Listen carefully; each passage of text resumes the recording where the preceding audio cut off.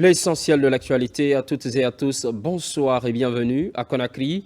Lancement officiel du cadre des ressources à moyen terme. Le CRMT est un outil qui renforce la responsabilité des partenaires techniques et financiers. La finalité est de mettre en valeur des actions de développement auprès des bénéficiaires. Tabassila pour plus d'explications.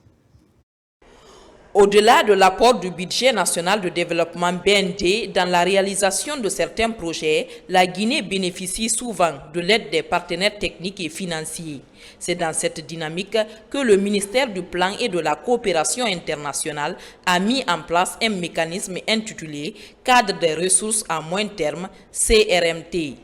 Un outil essentiel qui renforce le travail des partenaires auprès des bénéficiaires. Le CRMT que nous lançons aujourd'hui est l'expression de cette nouvelle dynamique. Il se veut un outil stratégique de dialogue constructif, de programmation cohérente et de redevabilité mutuelle. Son objectif est simple, mais fondamental.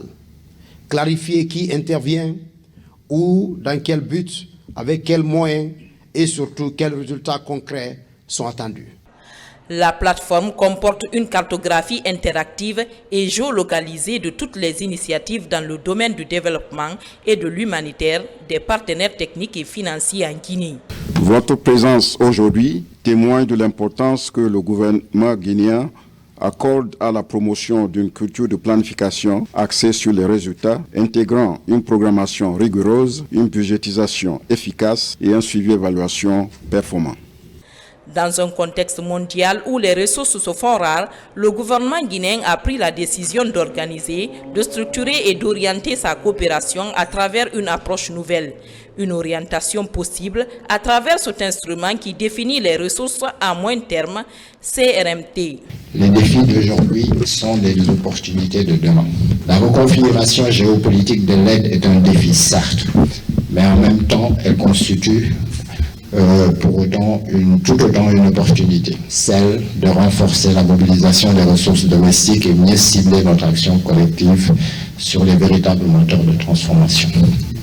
À ce titre, nous pensons que le CRMT pourrait mieux orienter nos efforts conjoints dans des domaines clés, l'éducation et l'emploi pour une jeunesse en quête d'avenir. Cette rencontre dénote de la volonté du gouvernement à améliorer la coordination et l'efficacité de l'aide publique au développement.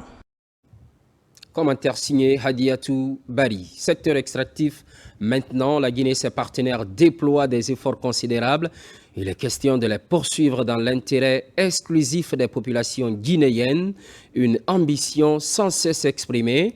La transparence dans les activités minières est l'une des solutions privilégiées. Confirmation avec Mamadou Alpha Baldé. Pendant que la Guinée renforce et diversifie son secteur minier, le pays reste déterminé à maintenir la transparence dans son secteur extractif. Pays conforme à l'initiative pour la transparence dans les industries extractives, le comité de pilotage de l'ITIE-Guinée échange sur les efforts du pays dans ce domaine. L'initiative pour la transparence dans les industries extractives est devenue de nos jours la norme mondiale de bonne gestion des ressources naturelles, pétrolières et gazières. Donc la Guinée a adhéré à cette initiative en tant que pays minier par excellence en avril 2005 pour améliorer, n'est-ce pas, la gouvernance dans le secteur minier et permettre l'amélioration de la qualité de vie des citoyens. Cette réunion du comité de pilotage se tient en présence de représentants de l'ITIE à l'international. L'initiative permet surtout de faire du secteur un véritable moteur du développement à travers la culture de la transparence. La Guinée fait partie de ce qu'on appelle nos prix prioritaires et en ce sens, on a une grande attention qui est accordée à l'ITIE Guinée dans ce sens que les bonnes pratiques souvent doivent émaner de ces pays prioritaires. Potentiellement, dû à leur potentiel extrêmement important, comme je l'ai souligné avec Simon, mais également la Guinée est passée devant les autres pays en termes de production de bauxite au niveau mondial, sans compter les réserves immenses liées à cette matière première qui est utilisée pour la transition énergétique, notamment pour la fabrication de l'aluminium. L'évaluation qui sera faite à partir du 1er octobre 2025 on aura besoin véritablement, avant qu'on arrive à cette échéance, que l'ITIE Guinée se repositionne et que remobilise tous les acteurs. Également, le gouvernement puisse l'accompagner dans ce processus-là avec les moyens techniques et financiers. L'implication de la société civile est l'une des principales composantes du processus. À travers l'ITIE, les retombées issues de l'exploitation minière doivent être connues de tous. Dans le même registre, la SAG du Sigiri vient de franchir un cap important. La nouvelle est bonne pour les localités voisines.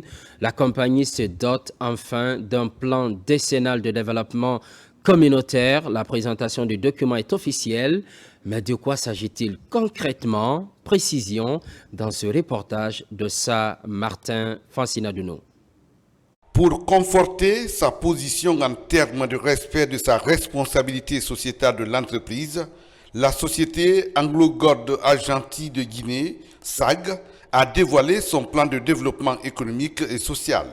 Bien que les opérations de la SAG aient contribué de manière significative à l'économie locale et nationale par le biais d'activités minières et d'investissements communautaires, il existe des défis. Pour relever ces défis et renforcer son rôle d'entreprise responsable, elle a engagé les services de West African Consultant, un cabinet de conseil local, pour mener à bien un examen et des processus consultatifs de 2022 à 2024, aboutissant à l'élaboration d'un plan de développement économique et social. Cette étude représente pour le ministère des Mines et de la Géologie un bel exemple de la responsabilité sociétale des entreprises vis-à-vis des communautés.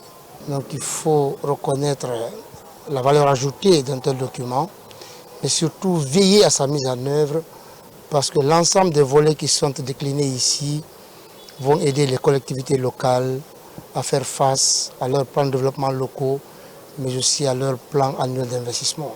Fruit de 2 années de consultations approfondies et d'analyses menées avec le soutien du cabinet guinéen West African Consultant, le P2ES aligne les investissements communautaires de la SAG avec les politiques de développement local en Guinée, les objectifs de développement durable ODD et la vision minière africaine, débouchant sur les projets structurants, améliorant ainsi les conditions de vie des communautés, notamment en matière d'infrastructures, d'éducation et de santé.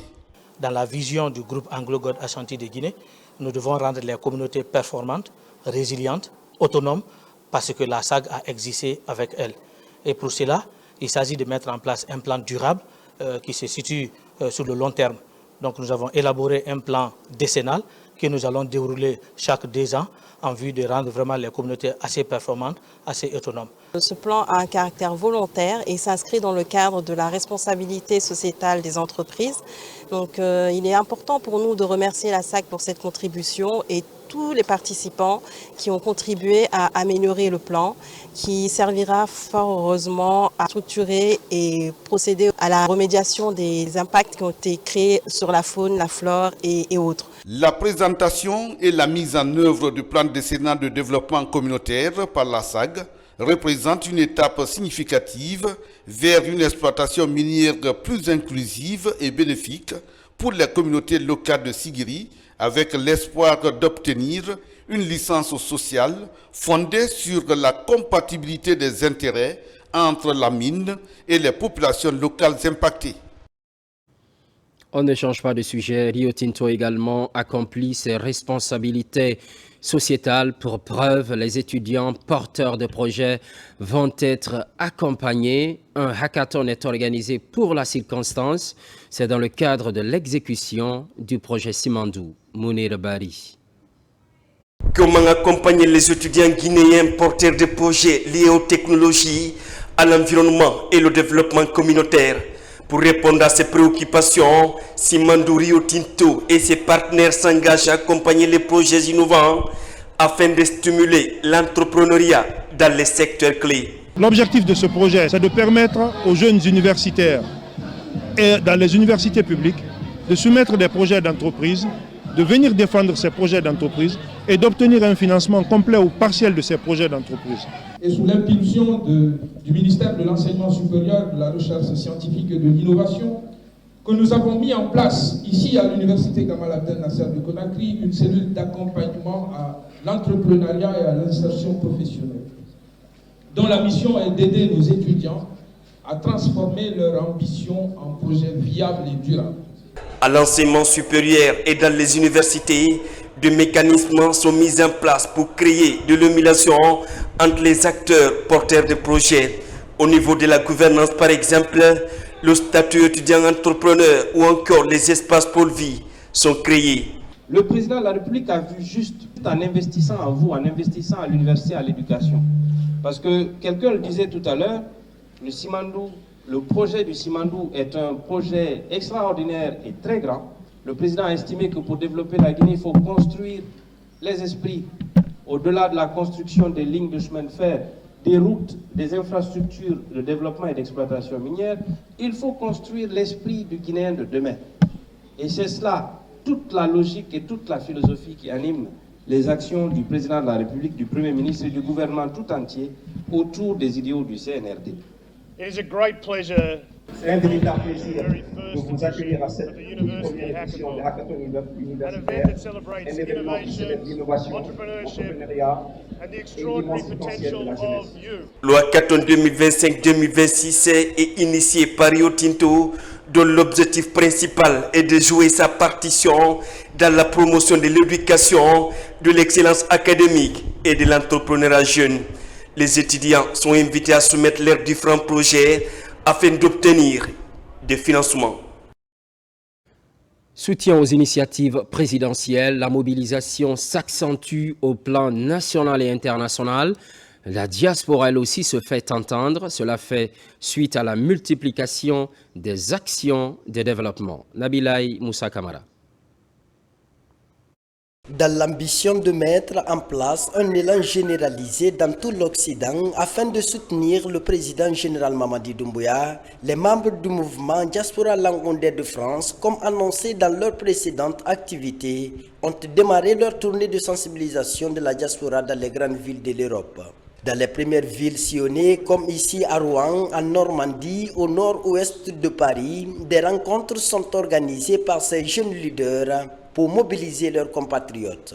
On avait promis, bien évidemment, que nous allons nous mobiliser dans les grandes villes. Et ça commence aujourd'hui ici à Rouen. Et nous sommes là, bien évidemment, pour envoyer un seul message au président pour lui dire que la diaspora est derrière lui. Pourquoi? Tout simplement parce que nous avons confiance en lui et nous savons bien évidemment qu'avec lui, la Guinée ira loin. Et on ne compte pas s'arrêter là. Parce que bien évidemment, dans l'agenda politique que nous avons mis en place, nous devons bien évidemment aller faire aussi des meetings ailleurs, à Lille, en Belgique et bien évidemment en Espagne. Dans ce combat pour réunir la diaspora afin de soutenir le général Mamadi Doumbouya, la couche féminine de cette structure s'implique dans cette mobilisation des Guinéens résidant en Europe. Je supporte ce mouvement pour soutenir notre jeune président, le bâtisseur, le général Mamadi Doumbouya. En tant que femme, je lance un appel à toute la ville de Rouen, tous les Guinéens, nos compatriotes qui se trouvent à Rouen ici, de se rejoindre à nous pour venir soutenir le projet de refondation de notre jeune président, le bâtisseur, le général Mamadi Doumbouya. Aujourd'hui, nous nous rendons compte que la diaspora est fatiguée d'être spectateur. Chaque Guinéen qui se trouve dans n'importe quel pays, en Europe, aux États-Unis ou en Australie, doit se mobiliser et faire entendre sa voix, parce que la diaspora aussi compte. Nous croyons en un avenir meilleur pour notre pays, la Guinée, et nous croyons en notre président, le général Mamadi Doumbouya.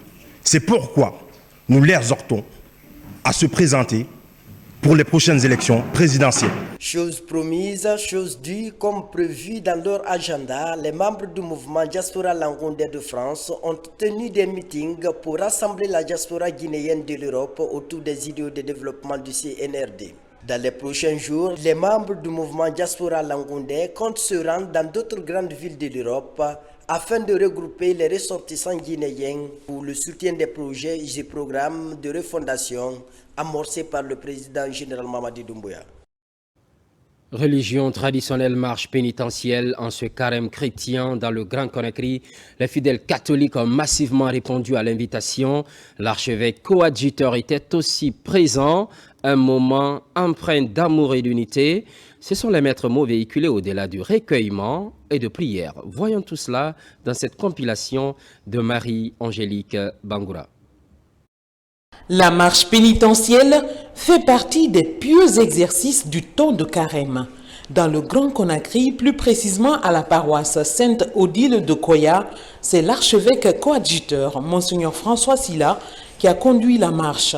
C'est un instant de spiritualité pendant lequel les fidèles présentent au Seigneur leurs soucis, leurs peines, mais aussi des joies et des espoirs à travers des prières. J'ai été heureux de marcher avec vous à vos côtés et ensemble, nous avons prié et loué le Seigneur, maître du temps et de l'histoire, lui qui nous a sauvés par sa mort et sa résurrection. Nous avons longuement prié au fond de nos cœurs, pour nous-mêmes, pour notre pays, pour notre Église, pour notre monde. Nous avons prié pour le Saint-Père, le Pape François, pour sa santé. Merci pour toutes ces prières. Je prie aussi que le Seigneur exauce toutes nos supplications. Les fidèles de la banlieue de Conakry ont aussi fait leur itinéraire, allant de la paroisse Sainte-Thérèse d'Antamarché à Saint-Jean l'Évangéliste de Dabompa. Ils étaient plus de 5000 fidèles à prendre part à cette marche.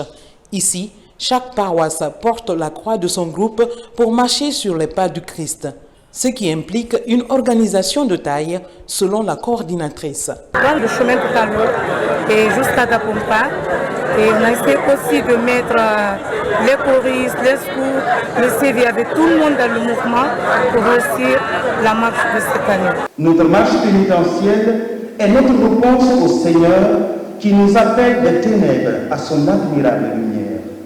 Elle est une invitation à nous dévêtir du vieil homme et de ses convoitises pour revêtir l'homme nouveau, créé sans tache, juste et sans péché. La marche pénitentielle mobilise toutes les communautés catholiques avec la prière commune, l'écoute de la parole, l'invitation à l'examen de conscience et à la culture de la paix, de l'unité et de l'amour. Nous faisons une marche de pénitence de la paroisse de Koya jusqu'au demeurant des prêtres à Kendoumaya.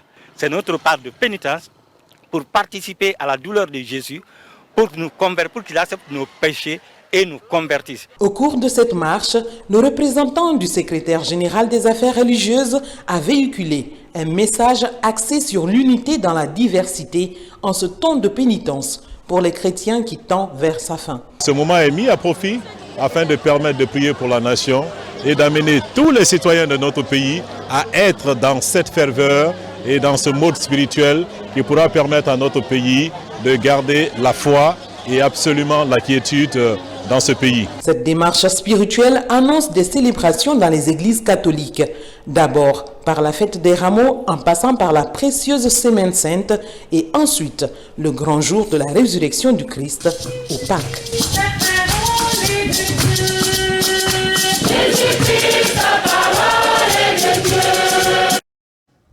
On se quitte en recueillement et en prière. Les programmes se poursuivent. L'actualité évolue en Guinée, notre paradis, terre de richesse et d'innovation. Constante fidélité à toutes et à tous. À très vite.